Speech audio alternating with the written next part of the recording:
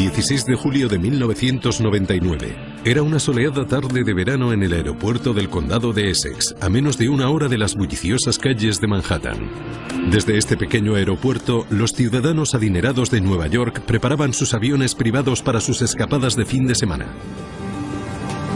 Listo para pilotar su propio avión estaba un hombre que formaba parte de la élite de la élite. John F. Kennedy hijo. Era increíblemente atractivo, era como un príncipe heredero. La gente estaba esperando el momento en el que se presentara candidato públicamente. Era algo que casi todo el mundo tenía asumido, aunque apenas se hablara de ello.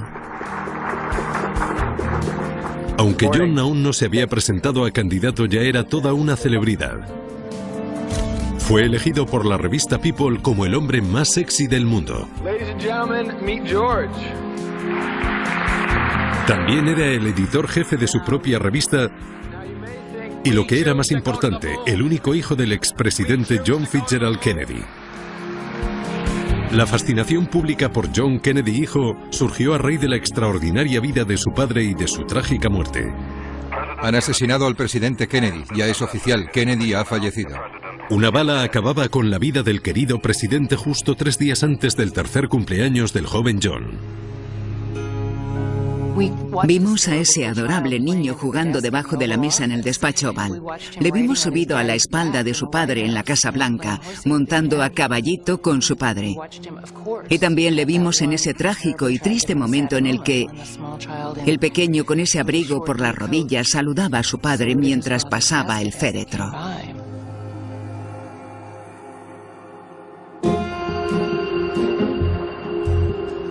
«36 años después, una tarde de julio, John Kennedy hijo esperaba a su esposa Caroline, que llegaba tarde.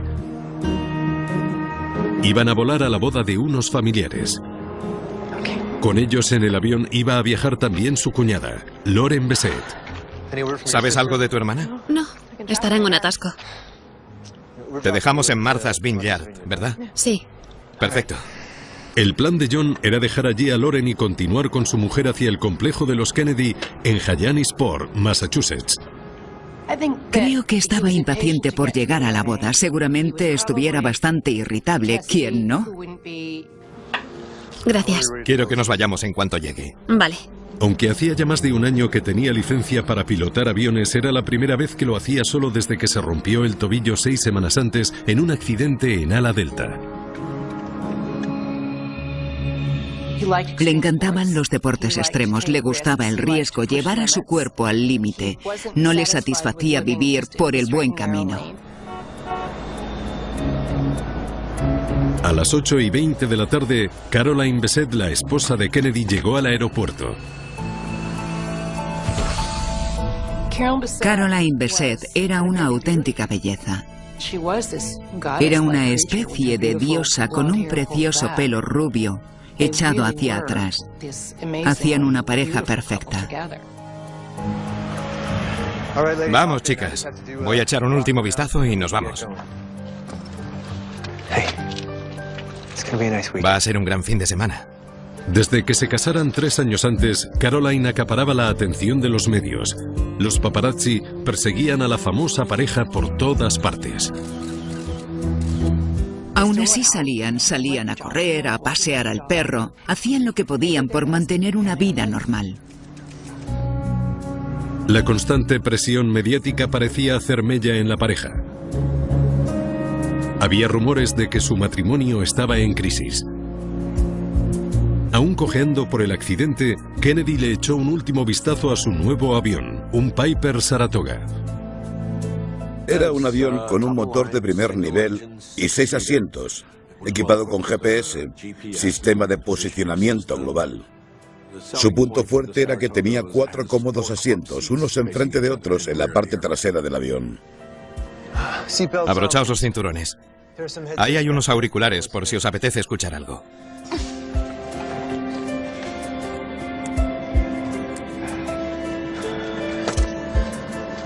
Vale.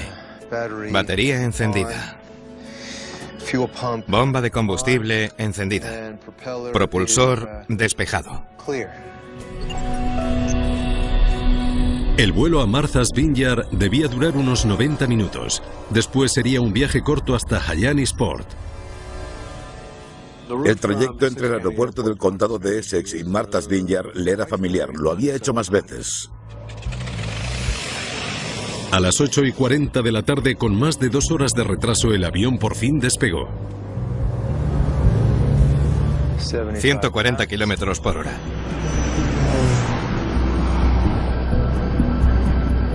Sí, señor. Como muchos otros pilotos privados, Kennedy volaba siguiendo las reglas de vuelo visual. Mantenerse alejado de las nubes, tener buena visibilidad, mirar siempre al exterior y poder ver el horizonte y orientar el avión siguiendo tus indicaciones visuales. Estas son las mejores vistas de Nueva York que vais a ver jamás. Al girar hacia el este, las vistas de Manhattan y del río Hudson son impresionantes. En un día despejado se pueden ver unos 50 kilómetros a la redonda desde esa altitud. Kennedy volaba a tan solo 1.600 metros, una altitud normal para un avión pequeño. Alrededor de las 9:30 de la noche dejaron atrás la línea de costa. Ahí está Montauk. No veo nada.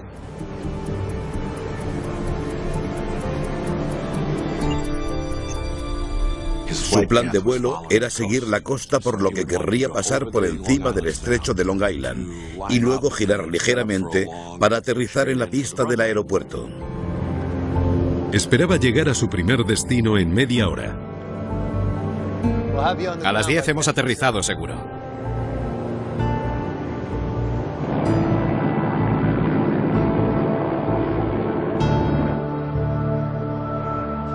Pero a las 10...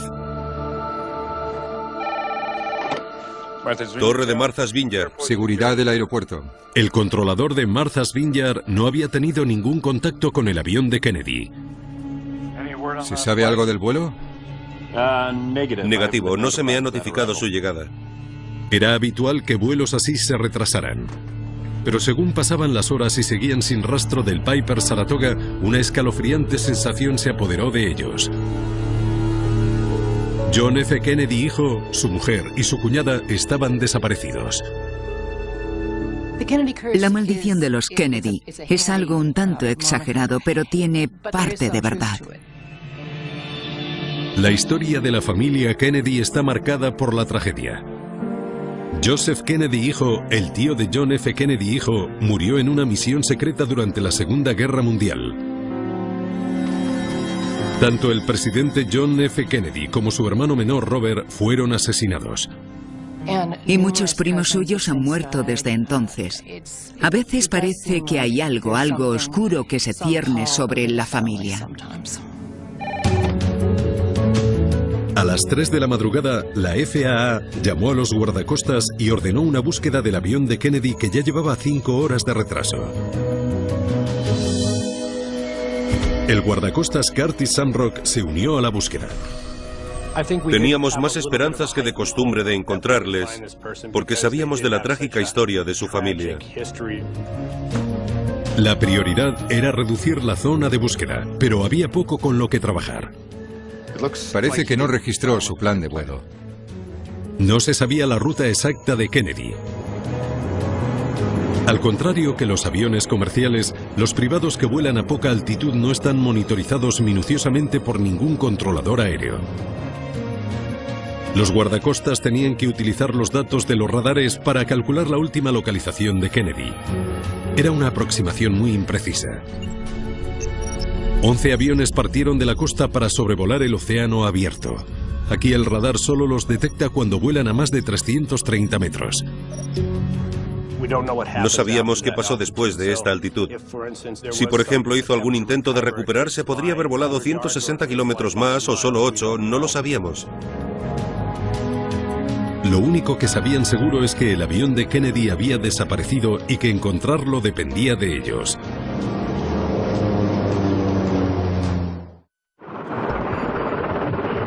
A primera hora de la mañana, los militares estadounidenses y las fuerzas del orden locales se unieron a los guardacostas en la desesperada búsqueda del avión de Kennedy.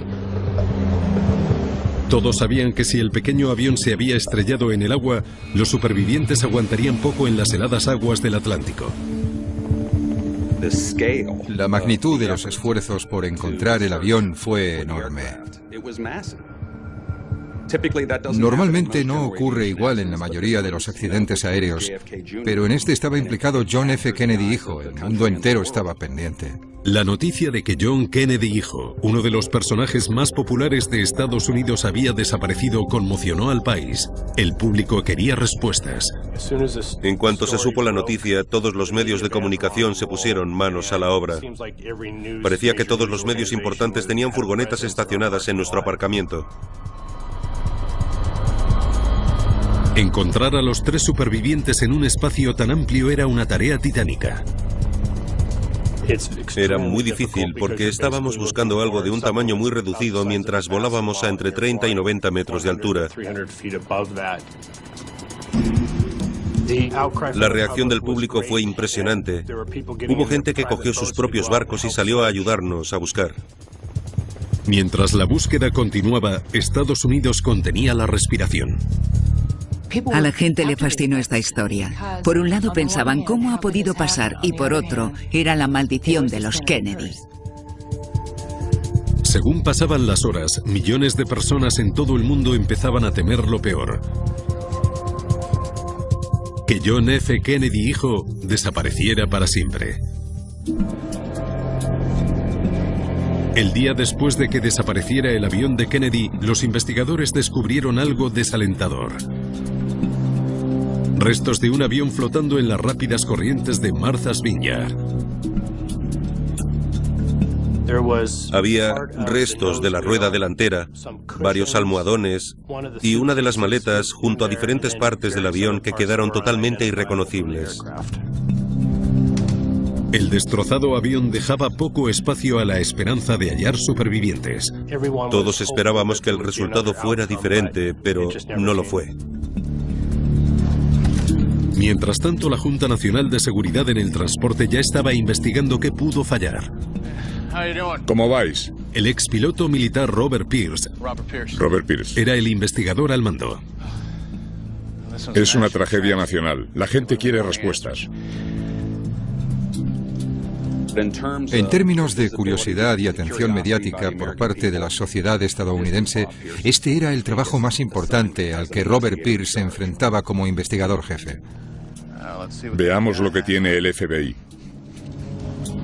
Pierce se enfrentaba a la posibilidad de que hubiera sido un acto criminal intencionado el que hubiera derribado el avión. Vaya, vaya.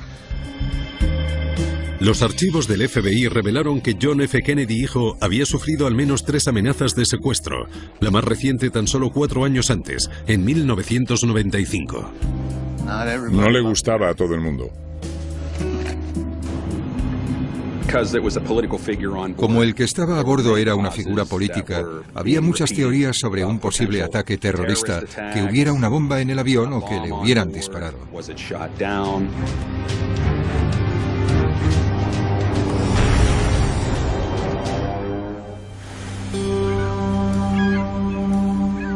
Las respuestas podrían esconderse entre los escombros del avión, perdido aún en el fondo del Océano Atlántico.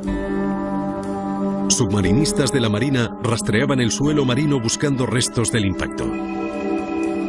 Vamos allá. Los investigadores tenían que descubrir todo lo posible de la ruta de vuelo del avión. Recopilaron datos de las estaciones de radares de la costa para hacerse una idea de cómo volaba el Piper Saratoga. No va mal por ahora. Cuando dejó la costa atrás, empezó a alejarse de Martha's Vineyard. ¿Por qué volaba en la dirección equivocada? Siempre consideramos los datos registrados por los radares como una versión inferior de las cajas negras. Aún así, nos aportaron información de la ruta de vuelo, la velocidad aerodinámica y la altitud, que fueron de gran ayuda en la investigación. Veamos lo que estaba haciendo ahí. A unos 50 kilómetros de Martha's Vineyard, el avión realizó varias maniobras extrañas. Vale, primero descendió, después giró a la derecha y se elevó de nuevo. Se mantuvo un minuto, Después giró a la izquierda y otra vez a la derecha. Descenso de velocidad. Pilotaba como si no pudiera controlar el avión. El comportamiento que indicó el radar era bastante inusual para un descenso y un acercamiento normal a un aeropuerto. En ese momento no sabíamos por qué. Finalmente, el 20 de julio, 4 días después del accidente, los submarinistas de la Marina localizaron el avión sumergido y los cuerpos de los 3 pasajeros.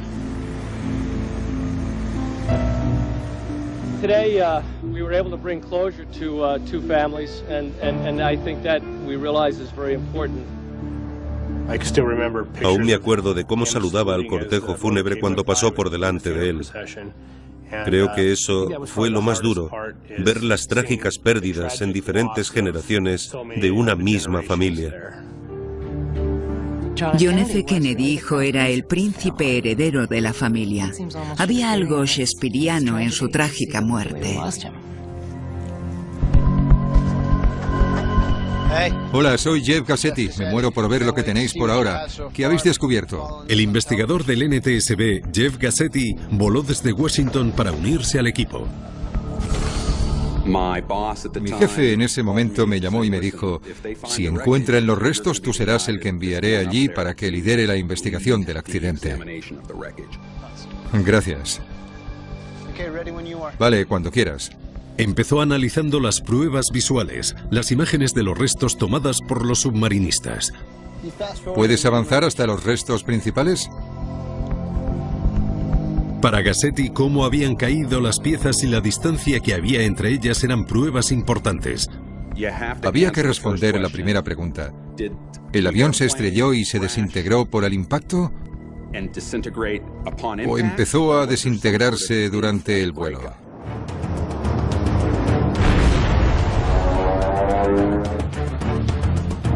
Esperaba contestar esa pregunta localizando lo que los investigadores llaman las 4 esquinas. Ala, ala, cola y morro. Localizar la cola, el morro y las 2 alas juntos es una prueba contundente de que el avión permanecía intacto al impactar contra el agua. Parece que seguía de una pieza antes de sumergirse. Las principales partes del avión se encontraron en la misma zona, a 36 metros de profundidad. Estábamos bastante seguros de que no se había desintegrado durante el vuelo. Estas son las mejores vistas en Nueva York que vais a ver jamás. Este descubrimiento ayudó a descartar la posibilidad de que hubiera una bomba en el avión. Para los investigadores, eliminar una causa potencial era un avance, pero el trabajo no había hecho más que empezar. Gassetti sabía que estaría sometido a mucha presión a cada paso que diera. La atención mediática, la multitud de medios, todas las miradas estaban puestas en nosotros. Sabía que tenía que cumplir con mi trabajo a rajatabla.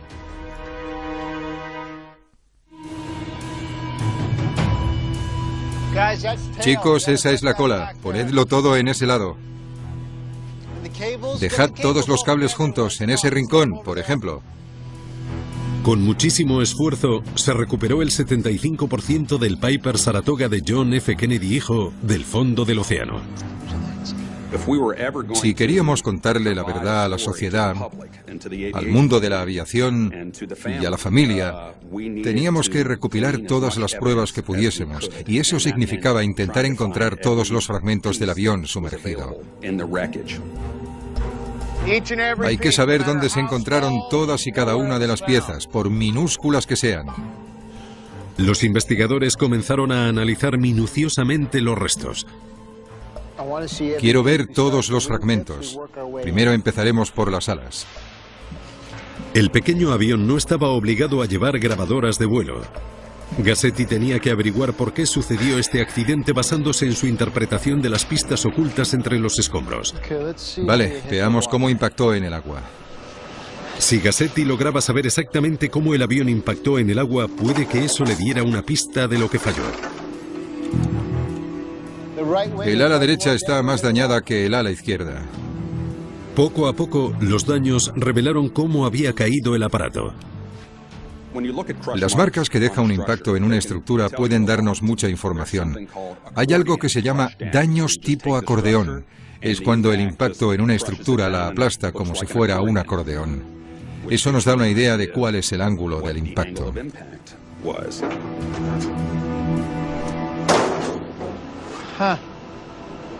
No me esperaba esto. El techo está muy dañado, pero el suelo apenas lo está.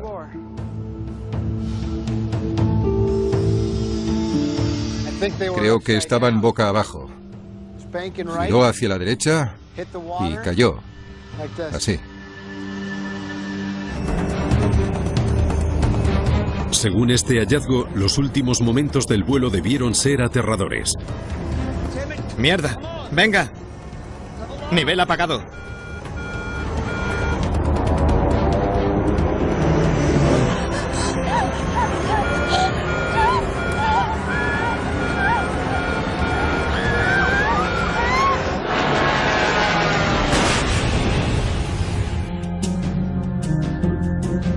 Los investigadores ya sabían cómo había impactado el avión en el agua, pero seguían sin saber por qué, y no podían quitarse la enorme presión mediática de la cabeza. Escuché que había un periódico que ofrecía $250,000 por cualquier foto de los restos del avión. Como yo era el encargado de hacer las fotografías, tuve que asegurarme de que todas las imágenes estaban a buen recaudo y de que no se filtrara ninguna. Maldita sea, me toca dar otra rueda de prensa. Tenían mucha presión de los medios que querían saber todo lo que pasaba. Los investigadores además tenían la presión de sus jefes que querían las cosas hechas para que los medios y el público en general pudiera estar informado de lo que pasaba. El Saratoga es un avión propulsado por un solo motor. Que ese motor fallara podría explicar por qué Kennedy perdió el control del aparato. Gassetti examinó las aspas de la hélice. La forma en la que estaban dobladas indicaba que continuaron girando ya en el agua. La única forma de que pasase eso es que la hélice, alimentada por la energía del motor, siguiera funcionando, por lo que no fue problema del motor. Las pruebas eran evidentes. El motor no fue lo que falló. Los investigadores centraron su atención en los complejos mecanismos que controlaban el movimiento del avión. Vale, vamos a comprobar los cables a ver en qué estado están. Eso es. Conéctalo a la polea y al alerón. Un sistema de cables y varas conectan el panel de control con los alerones, los flaps y los timones que dirigen al avión mientras vuela. Puede que el fallo tuviera que ver con los controles de vuelo del avión y ante lo que el piloto no pudo hacer nada. Puede que fuera un problema del propio avión. Si un cable se rompe en pleno vuelo... ¿Pero qué? Podría provocar una catastrófica pérdida de control. No funciona nada. John, ¿qué pasa? Nada, nada. El mundo entero quería saber si eso era lo que había pasado sobre los cielos de la isla de Martha's Vineyard.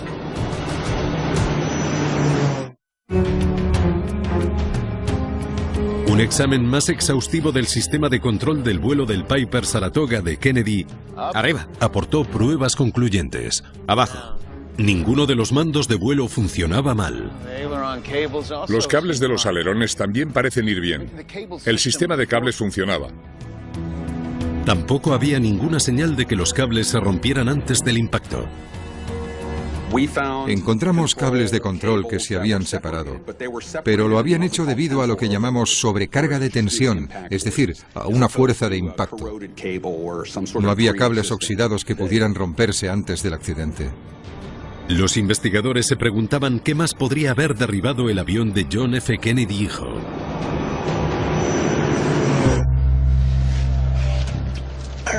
Comprobemos si el medidor de altitud fue lo que falló. Había otro fallo que podría explicar la extraña trayectoria de vuelo.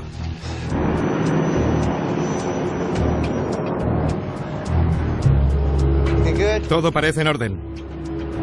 Los pilotos confían en un instrumento más que en ningún otro que les avisa cuando no están volando en línea recta ni a un buen nivel. El indicador de altitud monitoriza los movimientos del avión: arriba, abajo, derecha e izquierda.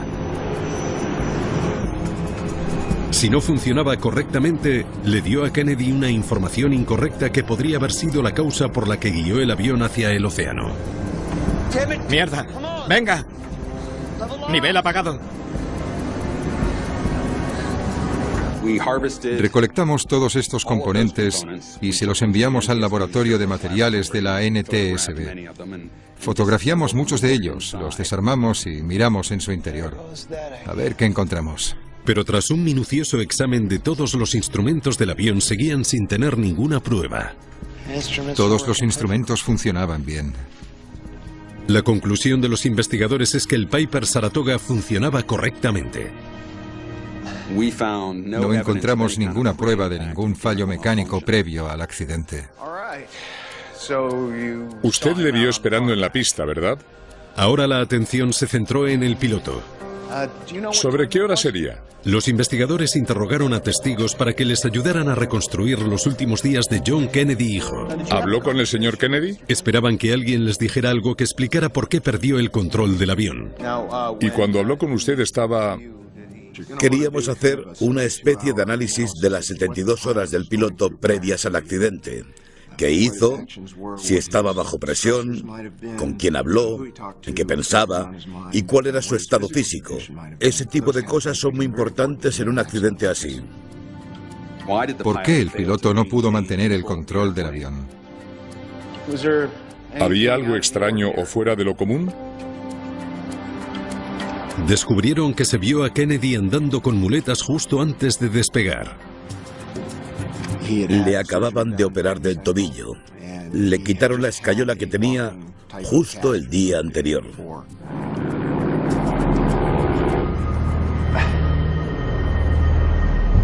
Los pilotos necesitan ambas manos y pies para manejar un avión. Cuando pisas el pedal del timón en un avión, la fuerza que ejerces se transmite desde el tobillo hasta la pierna. ¿Podría la lesión de Kennedy explicar la fatal trayectoria de vuelo? Su historia médica ofreció la respuesta. Aquí tenemos la radiografía del tobillo. Aunque siguiera llevando muletas en algunas ocasiones, su historial confirmó que su tobillo estaba lo suficientemente fuerte como para pilotar un avión. Podía volar. El tobillo no tuvo por qué darle ningún tipo de problema. Otro callejón sin salida. Siguiente. La búsqueda de pruebas continuó desvelando detalles preocupantes de su inestable matrimonio y de la muchísima presión a la que estaba sometido John. Gracias por venir. Lo que quiero es hacerme una idea de su estado de ánimo. ¿Es verdad que su matrimonio pasaba por una crisis? Durante meses, la turbulenta relación de John y Caroline había sido portada de las revistas. Puede que el estrés fuera lo que distrajo a Kennedy de la exigente tarea de pilotar un avión. Después del accidente, todo el mundo habló de tal discusión o de tal otra, que si ella era muy difícil, que era muy exigente. Pero nunca se sabe si esos rumores son ciertos. Ladies and gentlemen, meet George. Tras una presentación por todo lo alto, la revista de Kennedy también pasaba por horas bajas. No, no te preocupes. Tenemos en mente un gran plan para el futuro. Sí. No, todo va a salir bien, sí. Lanzó al mercado esa revista, George, con la intención de que fuera un vehículo para acercar la política a su generación. No tienes de qué preocuparte. Es muy caro y muy difícil llevar el mando de una revista, y no parecía que por entonces fuera muy bien. El señor Kennedy llevaba una vida muy ajetreada. Seguro que tenía 1000 cosas en la cabeza esa noche. Quizá fuera eso lo que le distrajo en el aire. Como en cualquier actividad, tu estado de ánimo afecta a tu comportamiento. Para un piloto también. Puede que el piloto no fuera consciente de que la presión a la que estaba sometido podría afectar a su manera de pilotar y de que debería haber pensado en si era seguro o no volar así ese día. Saratoga 9253, preparado para el despegue en pista 22. John Kennedy hijo parecía desenvolverse bien bajo mucha presión. ¿Qué habría pasado? ¿Estaba en plenas condiciones para pilotar su propio avión a pesar de todo el estrés que soportaba?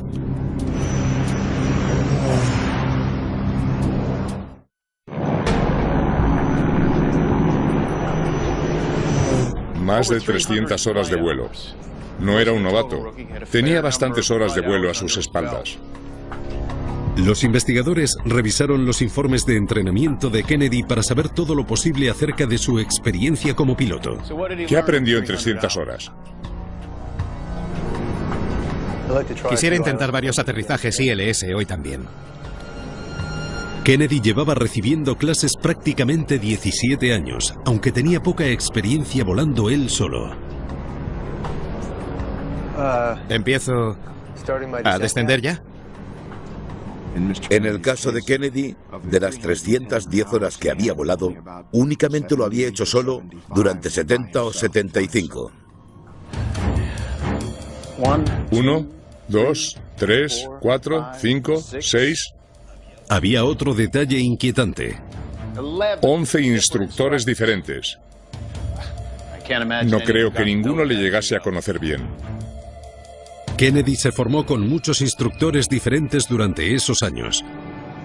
¿Tengo que desacelerar más? Yo no hubiera hecho lo que hizo Kennedy. Yo hubiera preferido formarme con un solo instructor, sobre todo durante la parte instrumental del entrenamiento.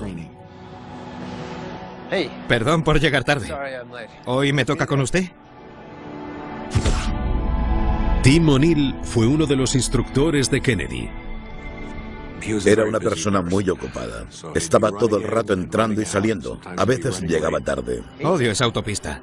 Siempre está llena. Tener otras cosas en la cabeza no ayuda cuando estás aprendiendo algo.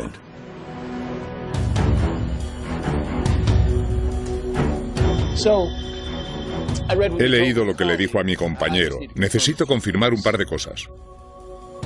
Los investigadores descubrieron otra elección previa al vuelo que podría haberlo cambiado todo.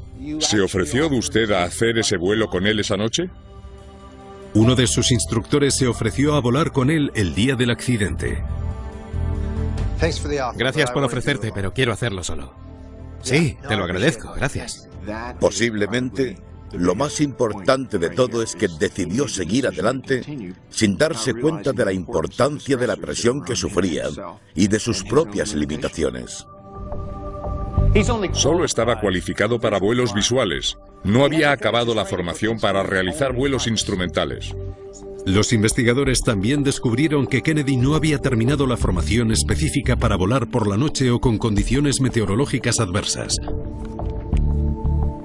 Los vuelos instrumentales son de los más difíciles de dominar cuando te estás sacando la licencia para pilotar.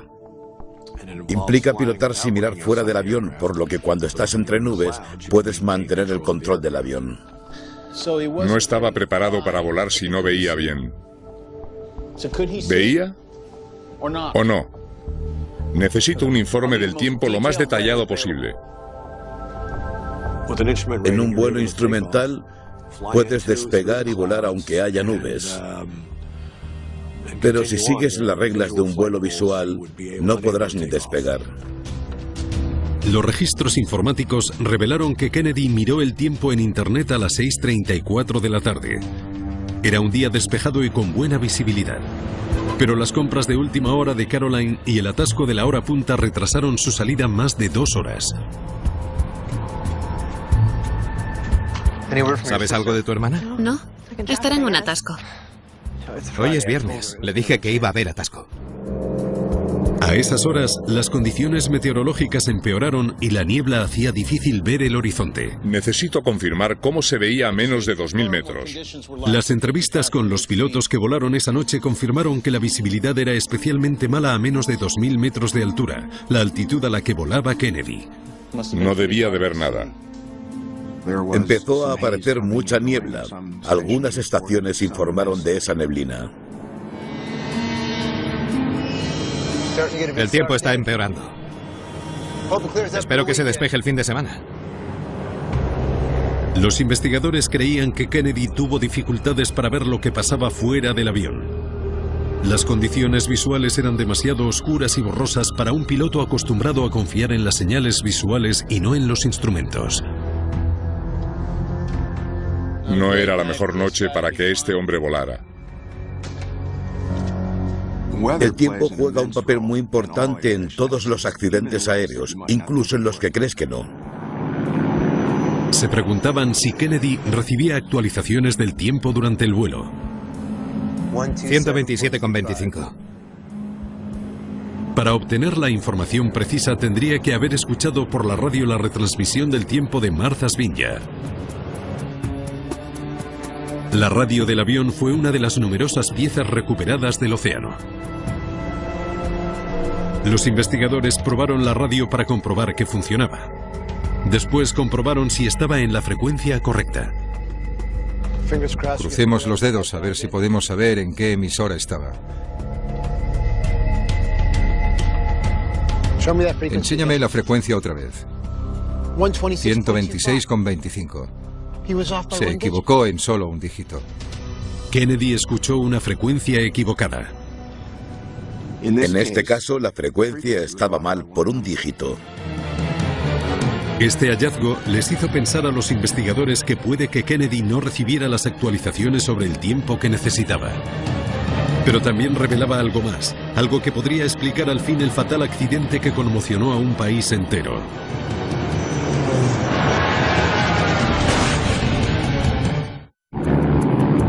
Los investigadores se centraron en una teoría que podría explicar el fatal accidente que mató a John F. Kennedy hijo, a su mujer Caroline y a su cuñada Lauren. En el punto de mira, un piloto con mucha presión encima. No te preocupes, no, ya lo tenemos. Tengo problemas en el trabajo, necesito llegar a esa boda, me duele el tobillo. Voy a ir en avión, para eso lo compré. Tengo que ir del punto A al B, por eso tengo este avión y me saqué la licencia para pilotar. Tenemos que ir. Creo que ya sé por qué las cosas empezaron a ir mal. 127,25. Su equivocación al elegir la frecuencia de radio y la niebla de esa noche permitieron a los investigadores imaginarse una hipótesis que podría explicar el trágico final. Empezó después de dejar atrás Nueva York. Con niebla, Kennedy no tenía ninguna referencia visual para saber qué era arriba y qué abajo. La visibilidad era mala y se estaba poniendo cada vez peor. Empezó a bajar. Según se iba haciendo cada vez más oscuro, estaba en una situación muy peligrosa para volar, siguiendo las reglas del vuelo visual. Cuando comenzó a sobrevolar el océano y dejó detrás de sí las luces, perdió toda referencia visual. Miró el panel de instrumentos durante unos segundos. 127,25. Recordad que la frecuencia estaba mal. Puede que intentara cambiarla. Quizá mirase si la emisora había cambiado de frecuencia o pensó que la había memorizado mal. Por ahora nada. Le pasa algo raro a la radio, pero no es importante. Mientras pasaba todo eso, era muy fácil que el avión se desviase hacia una dirección u otra. Si estás boca abajo durante un periodo prolongado de tiempo, tu oído interno te puede hacer sentir que estás boca arriba y desorientarte muy fácilmente. ¿Pero qué? ¿Qué? No puede ser. Cuando miró el panel, los instrumentos le decían una cosa y sus sentidos otra. ¿Pero qué?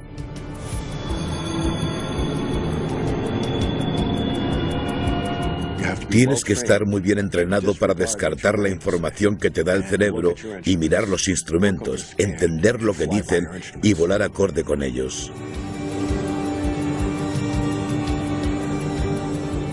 ¿Pero qué? John. Espera. Venga. Nivel apagado. ¿Qué haces? ¡Sube!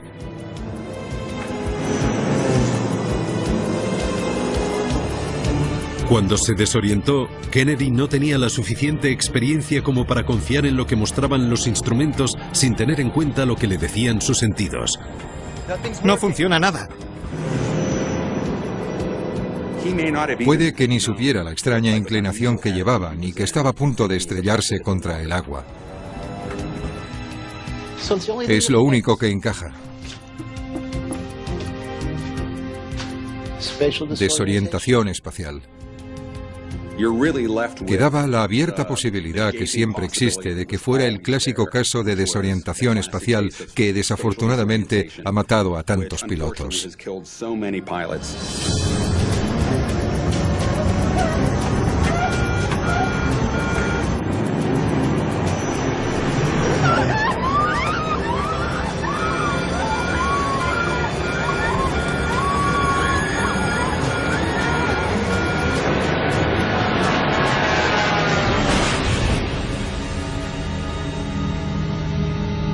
Los investigadores concluyeron que la extraña trayectoria de vuelo de Kennedy era el resultado de sus confusos esfuerzos de nivelar el avión. Es una trayectoria muy desafortunada. Una desorientación de manual.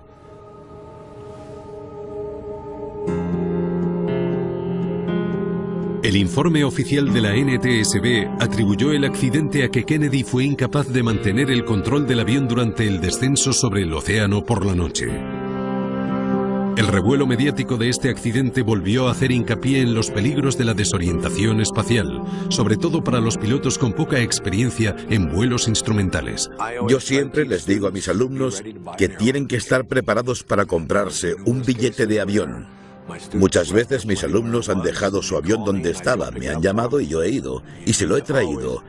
Siempre hay que tener un plan B, y un billete de avión es el mejor plan B.